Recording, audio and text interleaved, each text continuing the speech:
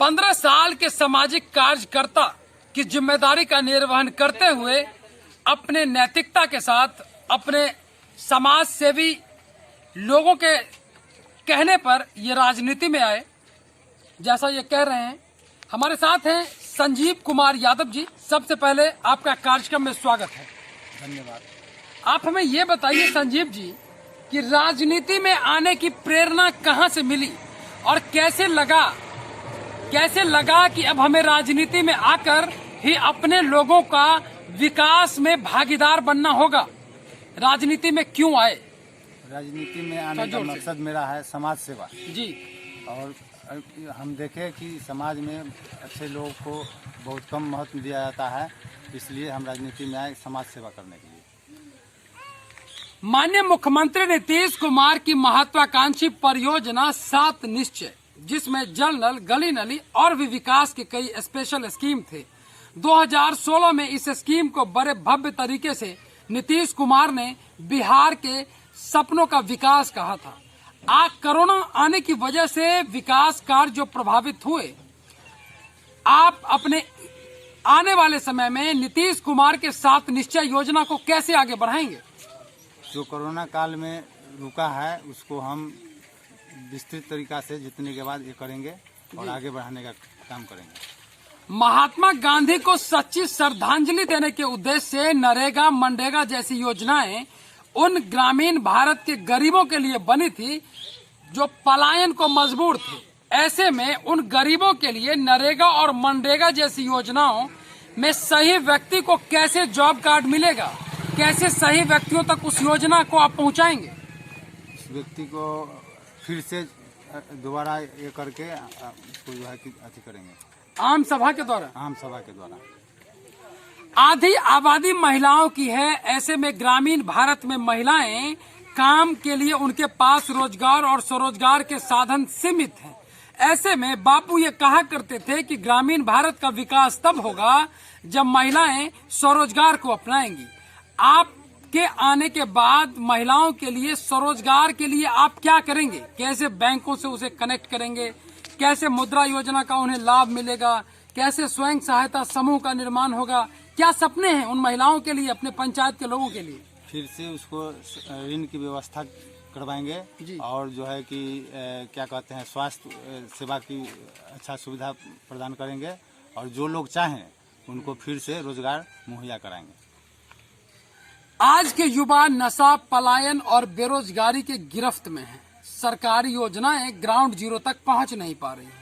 ऐसे में उन युवाओं को रोजगार देने के उद्देश्य से स्वरोजगार देने के लिए आपके द्वारा क्या कार्यक्रम किए जाएंगे?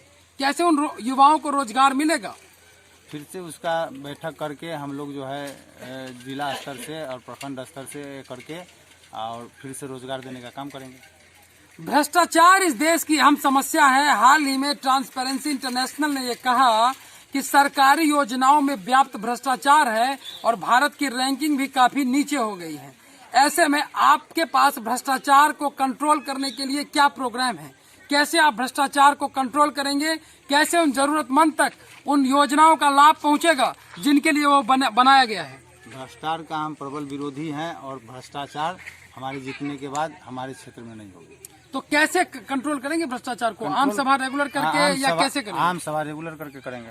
अच्छा, आम सभा बाहर पर सारी जनता का राय लेंगे, उसके बाद भ्रष्टाचार को खत्म करने का काम करेंगे। आपके द्वारा जीतने के बाद वो 5 काम कौन से हैं जो आज से पहले आपके क्षेत्र में कोई जनप्रतिनिधि का ध्यान उधर नहीं गया है और जनता के लिए वो 5 काम बहुत ही जरूरी हैं? वो 5 काम आप क्या क्या करेंगे वो बताइए। सबसे पहले भ्रष्टाचार को खत्म करेंगे जी, और रोजगार मुहैया कराएंगे जी, और जो है कि सब लोगों का आम बैठक करके हमेशा उनसे राय मशवरा लेके कोई काम करेंगे जी। और जो बेरोजगार जो लोग युवक हैं उनसे जो है उनको रोजगार देने का काम करेंगे। लड़कियों के लिए 10+2 स्कूल है आपके पंचायत में? नहीं, 10+2 स्कूल का भी निर्माण करेंगे और कोरोना काल में जो पढ़ाई लिखाई का व्यवस्था कम हो गया है उसके लिए 10+2 का स्कूल का करके उसको पढ़ाने का काम करेंगे।